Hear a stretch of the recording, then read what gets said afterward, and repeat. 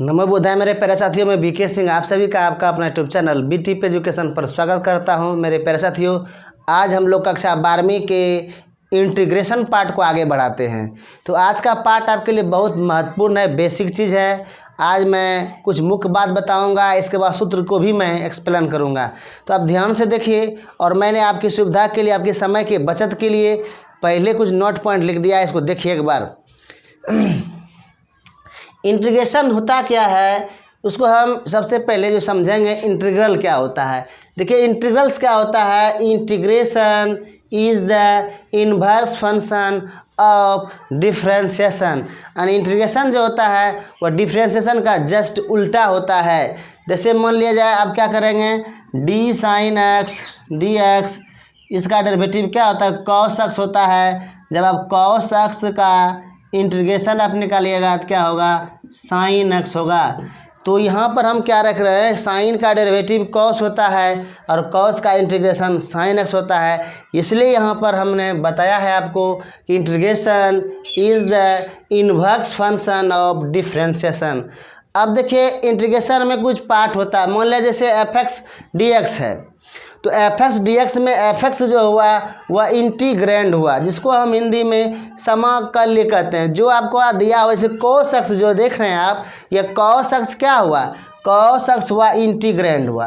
और यहाँ जो एक्स देख रहे हैं, एक्स के रेस्पेक्ट में यह इंटीग्रेट होगा।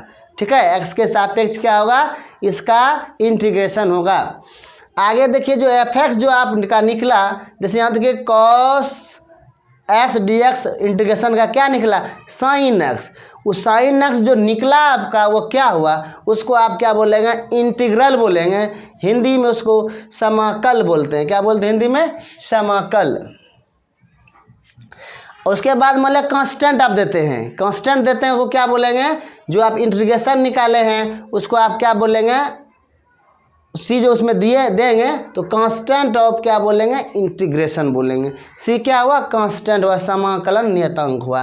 तो चलिए इंटीग्रेंड क्या होता है, जिस फलन का हम समाकल ज्ञात करते हैं उसको हम समाकल्य कहते हैं। समीकरण एक्स एक जो है, समीकरण एक में क्या एफ एक्स क्या है, समाकल्य है। आगे देखिए समाकलन क्या होता है, किसी फलन का समाकल ज्ञात करने की जो विधि होती है वह समाकलन या समकलन कहते हैं। ठीक है, अरे समाकल क्या होता है, यहाँ देखिए यहाँ इंटीग्रल क्या होता है, वह फलन जिसका अवकलज समाकल हो तो उसे समाकल का समाकल कहलाता है। देखिए जैसे मान लिया जाए साइन एक्स का जो अवकलज क्या हुआ, कॉस एक्स हुआ, और कॉस एक्स का समाकल क्या हुआ, साइन एक्स हुआ।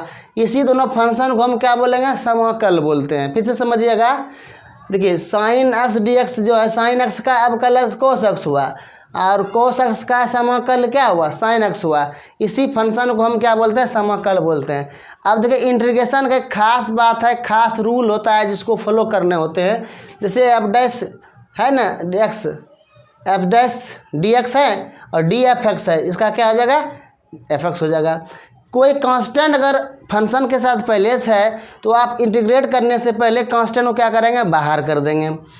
अब देखिए अगर आपका फंक्शन जोड़ घटाव में ज़्यादा पद में है, बहुपद में है, तो इंटीग्रेशन जो होता है वो क्या होता है, कम्यूटेटिव होता है।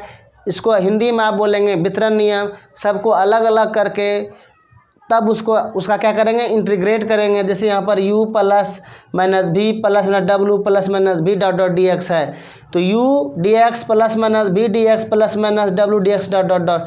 और ज़्यादा फंक्शन रहेंगे तो और इसको क्या करेंगे, अलग अलग करेंगे। अब देखिए integration F x D x में एफ एक्स का एक्स के सापेक्ष समाकल है, और एफ एक्स डी एक्स में एफ एक्स क्या है, समाकल्य है, और एफ एक्स डी एक्स में एक्स क्या है, समाकल का चर है। समाकलन क्या है, समाकलन है समाकल ज्ञात करने की क्या है, वो विधि है। क्या है, एक विधि है। तो इतना सा जो आपका था ये बेसिक था। अब मैं इंटीग्रेशन जो फार्मूला इस्तेमाल होने वाला है मैं उसको बताने वाला हूँ, इसको ध्यान से देखिएगा।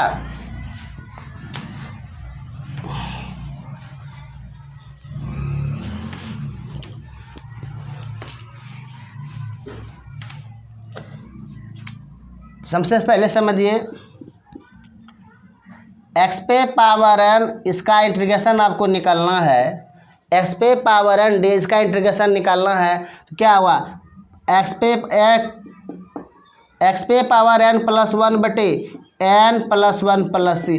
जो आपका पावर दिया रहेगा पावर में का आप जोड़ दीजिएगा, बटे में भी क्या करेंगे पावर एक जोड़ देंगे। एग्जाम्पल देखिए, मान लिया ये पहला सूत्र हुआ, जैसे एक्स पे पावर 8 डी एक्स है, तो एक्स पे पावर 8 है ना, 8 में आप एक जोड़ देंगे बटे 8 प्लस 1 प्लस सी।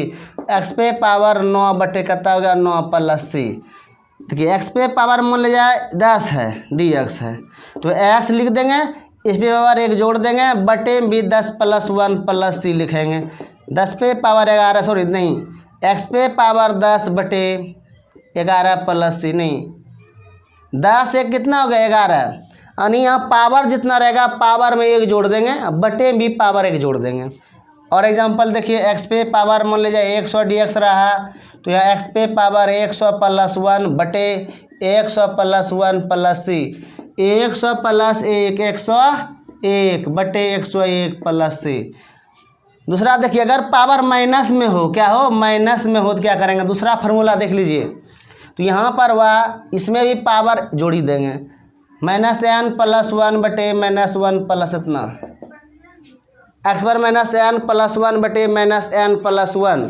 एग्जाम्पल इसका क्या हो गया, अगर एक्स पे पावर माइनस 8 यहाँ डी एक्स है, तो देखिए यहाँ पर एक्स पे पावर माइनस 8 प्लस 1 बटे माइनस 8 प्लस 1 प्लस सी, तो एक्स पे पावर माइनस 7 बटे माइनस 7 प्लस सी। एक्स पे पावर माइनस 10 डी एक्स अगर है, तो क्या करेगा, एक्स पे पावर माइनस 10 प्लस 1 बटे माइनस 10 प्लस 1 प्लस सी, एक्स पे पावर माइनस 9 बटे माइनस 9 प्लस सी। तो ये आपका क्या हो गया, फार्मूला हो गया। फार्मूला आपका इसको याद रखना है और फार्मूला इसको आपको याद रखना है, ठीक है। आगे हम बढ़ते हैं। अब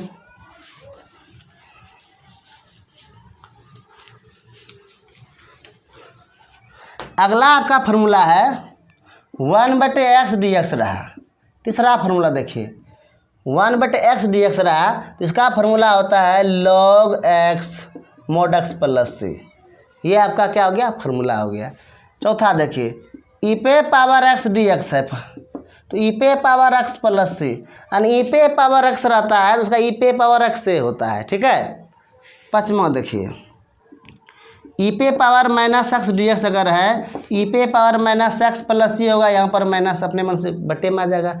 जितना एक्स साथ गुना में जो भी चीज़ रहता है वह बटे में आ जाता है। जैसे मान लीजिए ऐसा आ रहा, ई पे power m x D x, तो यहाँ पर क्या करेंगे, ई पे पावर एम एक्स लिखेंगे, बटे में एम लिखा जाएगा प्लस सी।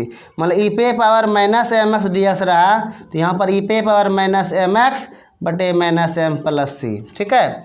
छठा नंबर देखिए, ई पे power A X plus B D X है, ई पे power A X plus B बटे में यहाँ क्या लिखना होगा, ए लिखना होगा, क्योंकि एक्स के साथ जो भी गुना में रहता है उसको लिखते हैं। अगला फार्मूला देखिए, साइन एक्स डी एक्स, तो साइन एक्स अगर रहा इसका क्या होता है, कॉस एक्स प्लस सी होता है।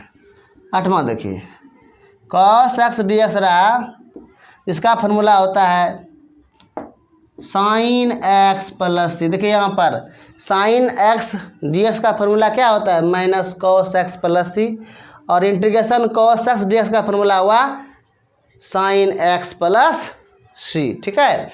अगला देखिए,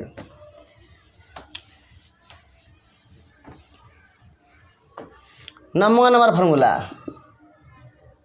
टेन एक्स डी एक्स रहेगा, तो ये हो जाएगा log sec X plus C.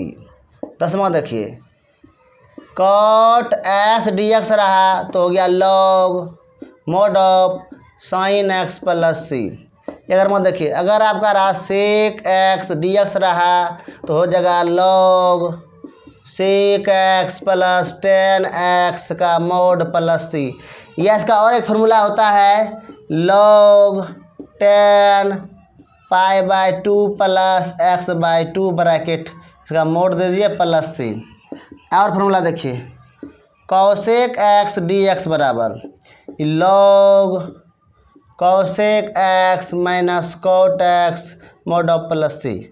13वां फार्मूला देखिए, इसका 13वां नहीं, इसका और एक फार्मूला होता है, क्या होता है, log 10x/2 dx plus log 10x/2। फिर से समझिएगा, साइन कोस टेन कोट किसे कोसे छो निष्पत्तियां हैं।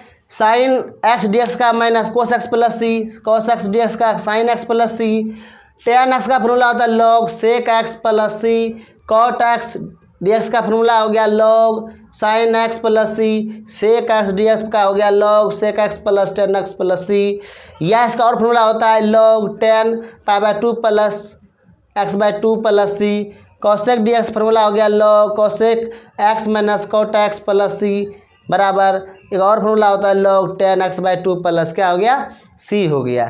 तो यह फार्मूला आपका है, इसको आपको याद रखना है। और फार्मूला होता है, जैसे देखिए फार्मूला क्या हुआ, देखिए 13वां number sec square x D x रहा मान लिया जाए, तो इसका हो गया 10x प्लस क्या हो गया c। 14 नंबर देखिए cosec square x D x formula रहा तो minus cot x plus c. 15 number देखिए अगर cosec x into cot x D x रहा तो ये हो गया minus cosec x plus c. 16वां नंबर देखिए अगर sec x into 10x d x रहा तो इसका फार्मूला हो गया सेक एक्स प्लस सी।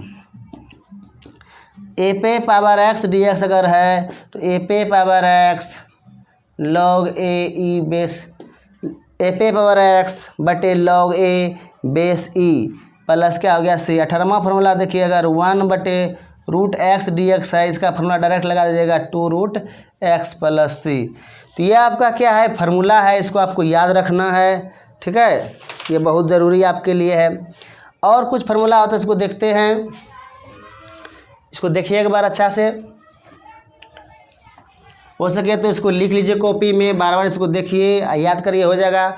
देखिए 1/√1 माइनस एक्स का स्क्वायर डी एक्स अगर रहा तो क्या हुआ sine inverse X plus C. ये हो गया 19वां नंबर फार्मूला। 20 देखिए 1/√1 माइनस एक्स का स्क्वायर डी एक्स है तो minus cos inverse X plus क्या हो गया सी।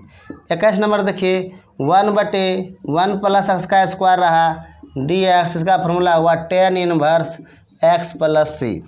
22वां नंबर देखिए 1/1 प्लस एक्स के स्क्वायर रहा डी एक्स अगर minus cot inverse X plus C. दो फार्मूला देखिए 1/√1 माइनस एक्स का स्क्वायर डी एक्स रहा तो इसका हुआ sine inverse X plus C. 1/√1 minus X का स्क्वायर डी एक्स रहा तो इसका हुआ minus cos inverse X plus सी।